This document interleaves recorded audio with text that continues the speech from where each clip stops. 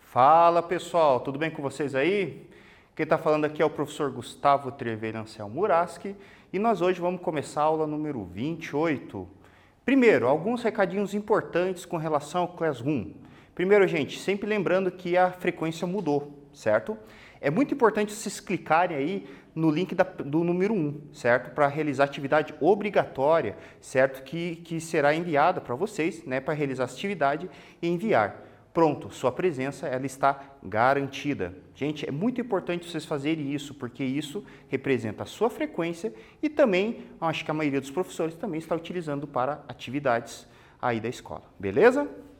Pessoal, nessa aula nós vamos utilizar aqui, nós vamos trabalhar com a segunda lei de Newton. Nós vamos fazer algumas aplicações ao longo dessa aula e, nesse primeiro momento, nós vamos trabalhar basicamente com algumas, né, como eu falei com vocês, algumas aplicações, e em cima das aplicações nós temos N situações. Eu vou trabalhar com algumas básicas com vocês, tá? Bem, para a gente poder iniciar aqui, eu vou primeiro fazer com vocês um quiz, certo? Para a gente ver como é que vocês estão, beleza? Então, olha aqui primeiro. Para que um corpo em repouso entre em movimento, é necessário exercer nela uma força. Isto por causa, vamos lá, do peso, da inércia, da impenetrabilidade, da extensão ou do atrito.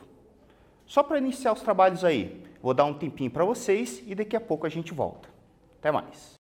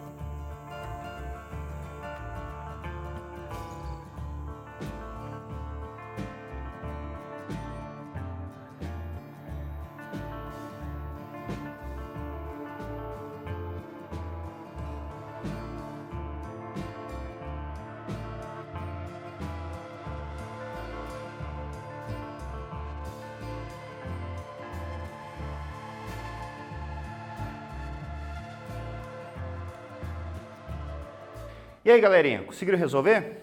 Cara, essa questão aqui é muito fácil, né? Vejam, resposta B, a velha conhecida primeira lei de Newton, princípio da inércia, né? Aqui o princípio, né, a lei da conservação da quantidade de movimento sendo prevalecida. Beleza? Então essa aqui representa a primeira lei de Newton, a tendência dos corpos permanecerem no seu estado de equilíbrio, aquele estado de repouso ou o velho, também conhecido estado de equilíbrio, que é o movimento retilíneo e uniforme. Beleza, gente? Mas vamos lá, vamos retomar alguns conteúdos aqui. Nós temos a segunda lei de Newton, conhecida também como princípio da dinâmica, né? Que ele fala a relação entre força e aceleração. Que ele diz o seguinte para nós, que assegura que a força resultante que age sobre um corpo é igual ao produto de sua massa pela aceleração. O famoso conhecido força resultante é igual a massa vezes aceleração, desde que essa massa seja constante, né? Lembrando que essa equação aqui, na verdade, né, ela representa a variação da quantidade de movimento em função do tempo, né? Essa é a clássica dela. Bem, isso, né, formulada por Sir Isaac Newton. Gente, agora eu vou fazer com vocês aqui mais um quiz também para a gente poder relembrar também de alguns conteúdos aqui para a gente poder fazer. Isso aqui vai ser um pouquinho mais elaborado. Vejam aqui, né, e fique esperto na questão da força resultante, certo? Leiam bem a questão. Diz o seguinte, uma caixa de madeira de massa igual a 4 kg agem somente duas forças de intensidade de 2 newtons e 14 newtons. A aceleração do móvel é A, 3 metros por segundo, B, 4 metros por segundo, C, compreendida entre 3 metros por segundo e 4 metros por segundo, D, 3,5 metros por segundo ou E, nenhuma das alternativas. Dica importante para vocês, reparem na questão da força resultante. Imagine a questão dos vetores.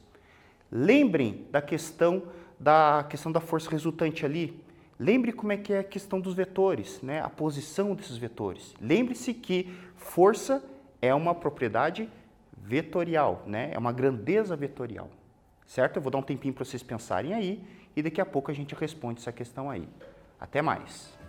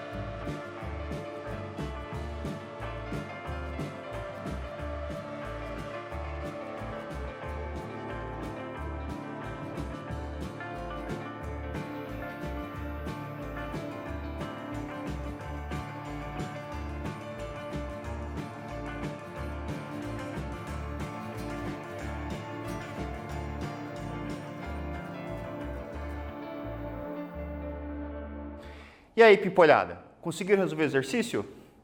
Gente, tenho certeza a maioria ficou meio na dúvida aí com relação a essa força resultante, né? Conseguiram pensar de forma vetorial. Vejam, resposta correta, C de coração, né? C de Cristo, como alguns falam, né? Então aqui, gente, por que C, né? O cara pensa assim, pô, tem duas respostas, né? Como assim, né? É que a gente tem que pensar de forma vetorial, né? Nós temos que lembrar que força, né, ela é um vetor. E eu não expliquei para vocês como é que está, né? Na verdade, o exercício não está falando para vocês como é que está essa questão da configuração das forças, né? Como é que a força está agindo sobre o corpo, né? Então, nós temos que lembrar lá nas aulinhas, né? Lá das aulinhas lá sobre a questão de vetores, né? Então, vamos voltar aqui para o quadro. Gente, primeiro, nós temos que ver que existem algumas maneiras de entender vetores, né? Então, você pode ter uma situação, por exemplo, eu posso ter uma situação máxima, que seria os dois vetores que eles estão né, na mesma direção e no mesmo sentido, certo? Eu posso ter uma situação em que os vetores estão na mesma direção, mas estão no sentido oposto, certo? E o interessante disso é que qualquer situação diferente dessa, ou seja, qualquer configuração diferente desta, por exemplo, assim,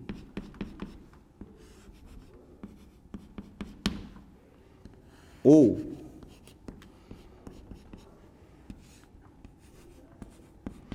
assim, né?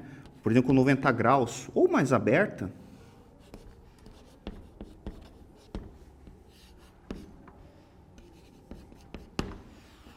ela não será nem maior e nem menor que essas duas situações.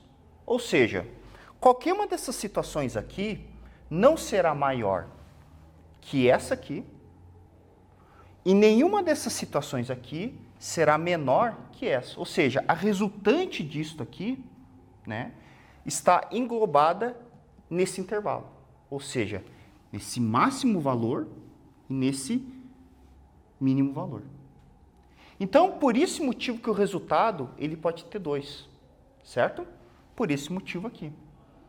Então, analisando dessa forma, eu vou ter uma primeira situação e uma segunda situação, em que os vetores eles estão um a favor do outro, né? Um contribuindo para o movimento do outro, e uma outra situação em que uma força é concorrente da outra. Certo? E é justamente isso que nós vamos fazer e mostrar aqui para vocês. Vamos lá. Então, primeira situação, foi o que eu demonstrei para vocês ali. Você tem uma situação máxima, né? Uma situação em que as duas forças elas estão interagindo uma na outra aqui. Então, nós vamos ter essa situação, força resultante representa uma soma, certo? Ou seja, o resultante vai dar 16. E aí eu aplico a velha, querida, segunda lei de Newton, né? Força resultante igual a massa vezes aceleração. Nós vamos ter 16, né, que é a força resultante igual a massa, que é 4 kg, vezes a aceleração, né? Passo dividindo lá para o outro lado, aceleração 4 metros por segundo. Belezinha? Segunda situação, olha que coisa linda aqui, ó. Situação que as forças estão concorrentes uma à outra, na mesma direção, só que no sentido oposto, certo? Você vai fazer a subtração delas, certo? Vai dar 12 a resultante. Aplica a velha força igual a massa vezes aceleração, faz o mesmo procedimento, certo? E você acha a aceleração de 3 metros por segundo, certo? Qualquer situação diferente dessa, já que o exercício falou para nós que somente existe duas forças interagindo nessa situação, certo? A aceleração vai estar compreendida entre o menor valor, que é 3 metros por segundo, e o maior valor, que é 4 metros por segundo. Certo? Essa é uma questão bem aberta, né? Então a gente tem que pensar um pouquinho fora da casinha. Beleza, gente? Vamos lá então, vamos dar continuidade aos nossos exercícios, né? Newton, as leis de Newton abrem muito, né, um leque muito grande aí de possibilidades, exercícios e situações. Gente, mais um quiz aí para vocês poderem fixar um pouquinho melhor o exercício na questão. Força ser esquematizada por um segmento de reta orientada para representar seus segmentos. A. Comprimento, direção e sentido. B. Direção e intensidade. C. Aceleração e direção. D. Direção, sentido e intensidade. E E. Intensidade e sentido. Pessoal, pense na questão de conceitos, pense bem certinho o que é vetor, pense bem certinho o que é grandeza vetorial, que daqui a pouco a gente responde essa questão aí. Beleza, meus queridos? Até daqui a pouco.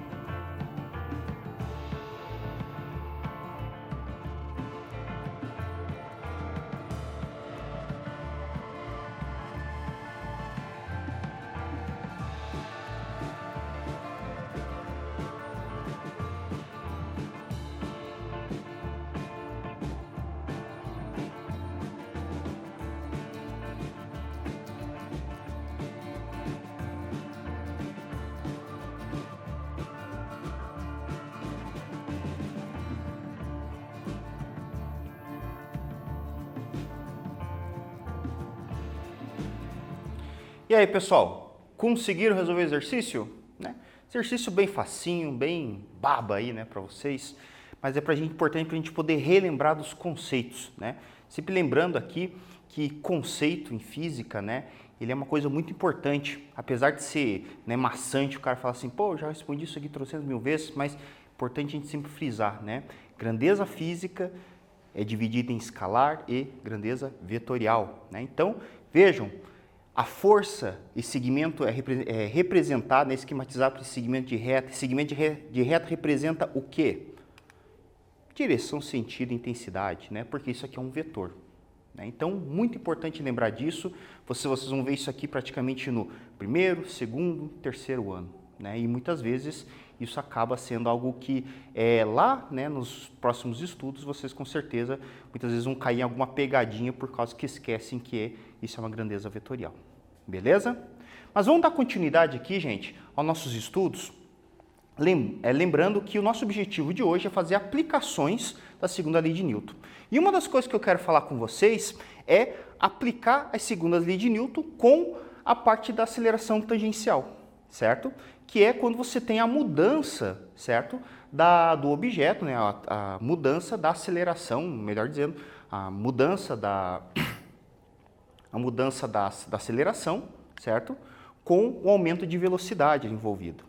Neste caso, o que nós vamos querer? Bem, com o aumento de velocidade associado, né, nós podemos associar essa equação aqui com as equações de movimento uniformemente variado, certo? Então, é muito interessante a gente conseguir fazer esse casamento delas.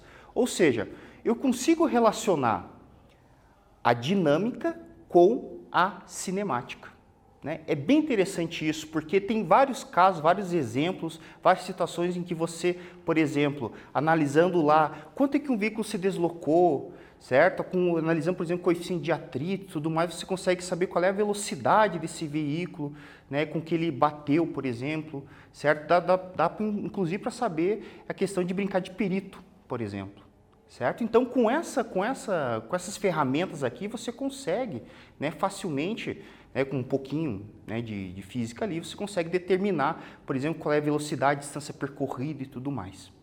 Certo? Então, você consegue aliar a dinâmica com a cinemática. Certo? Bem, e aí vem a questão. Qual é o elo que faz essa conexão entre a dinâmica com a cinemática? Essa aqui, a aceleração. Né? Por que isso, gente? É só você lembrar da equação. Força resultante é igual massa vezes aceleração. Certo? Porque o que acontece normalmente, gente? A gente tem aqui uma questão bem interessante que é, normalmente, né, os corpos, os objetos que são aplicados força, a sua massa permanece constante. Então, um veículo, por exemplo, né, um caminhão, a sua massa permanece constante quando é aplicada uma força sobre ela. Então, eu posso aplicar força resultante igual a massa vezes aceleração tranquilamente, certo? E sabendo a aceleração, eu posso determinar qual é a velocidade que ele vai chegar, por exemplo, num certo intervalo de tempo, qual é a distância que ele irá demorar para poder qual é a distância percorrida num certo intervalo de tempo. Ou, por exemplo, eu posso saber o seguinte, qual é a distância necessária para ele atingir certa velocidade e, consequentemente, eu sabendo essa distância, eu consigo determinar a aceleração e qual é a força necessária para eu poder fazer isso. Né? Então, eu posso aplicar para N situações. Né? Por exemplo, um avião. Né? Vamos imaginar um avião. Eu tenho lá que determinar, eu tenho um certo tamanho de pista, certo? O meu avião tem que atingir uma certa velocidade para fazer uma decolagem. Certo? Qual é a força com qual as turbinas têm que empregar, né, para que ela poder atingir aquela velocidade naquele tamanho de pista, por exemplo. Né? Eu consigo determinar com uma situação dessa aqui. Né? Então, você percebe que tem bastante aplicações aí. Então, a gente pode brincar de um monte aqui. Para a nossa aula, eu fiz uma brincadeira com a vovó Jocleide, né? Ela, né? Bem, veja aqui o Fuca da vovó Jocleide, né? Diz o seguinte... O Fusca da vovó Jocleide tem uma massa de 1000 kg e sofre ação de duas forças, uma força do motor de 2.000 newtons e uma força de atrito, né? Essa força de atrito aqui vem de N situações, conforme ilustrar na figura. Então nós temos aqui, né, o nosso Fuca, certo? Com as suas forças interagindo dessa forma. Beleza? Se o veículo partiu do repouso e as forças citadas atuam constantemente sobre o veículo, qual a velocidade e a distância percorrida no final de 5 segundos? Né? Então veja, você tem essas forças que estão atuando aqui, você tem essa massa e a minha pergunta é, qual é a velocidade que esse veículo irá atingir após 5 segundos? Certo? Qual é a velocidade e qual é a distância percorrida nesse final de 5 segundos? Certo? Com essas forças que estão atuando aqui nesse momento. Um bom desafio para vocês aí, beleza? Eu vou dar um tempinho para vocês resolverem aí e daqui a pouco a gente volta aí para poder solucionar esse problema aí. Até mais!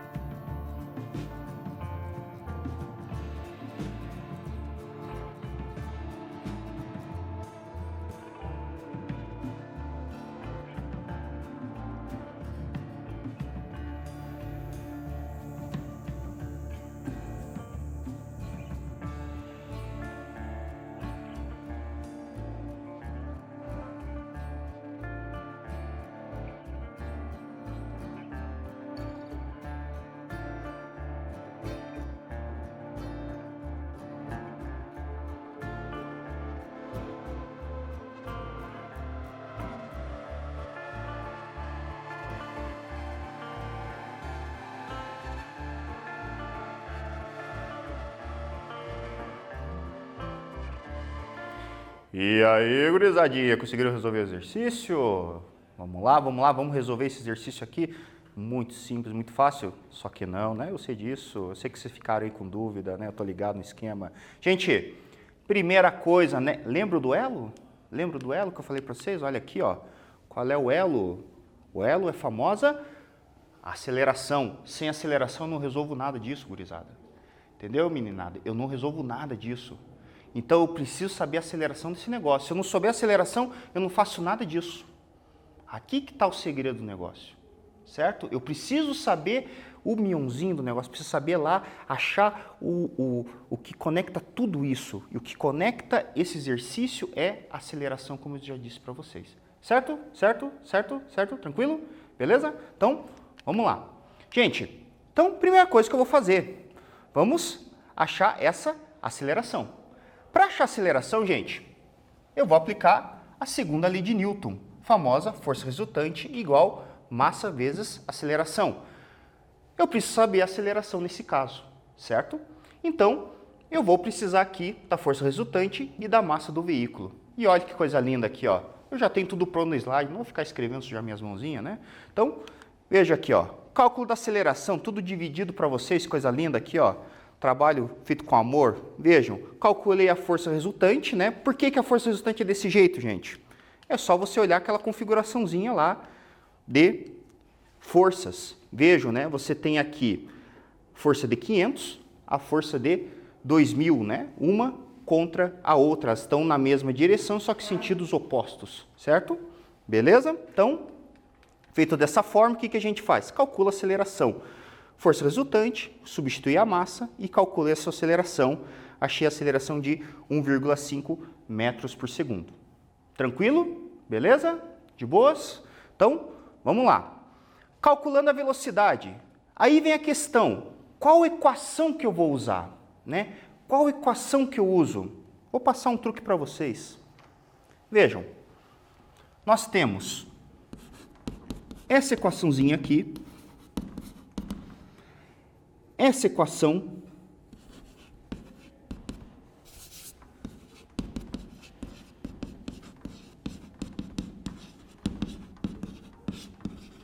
e nós temos essa equação aqui.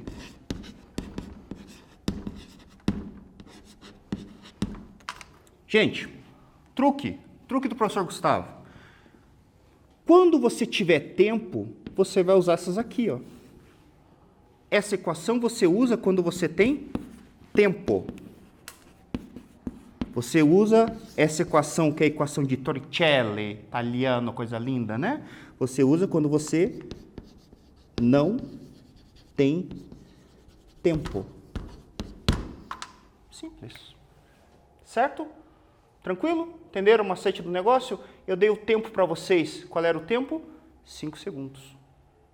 Beleza? É só isso. Então, o meu problema de aluno é assim, qual equação que eu vou usar? Né?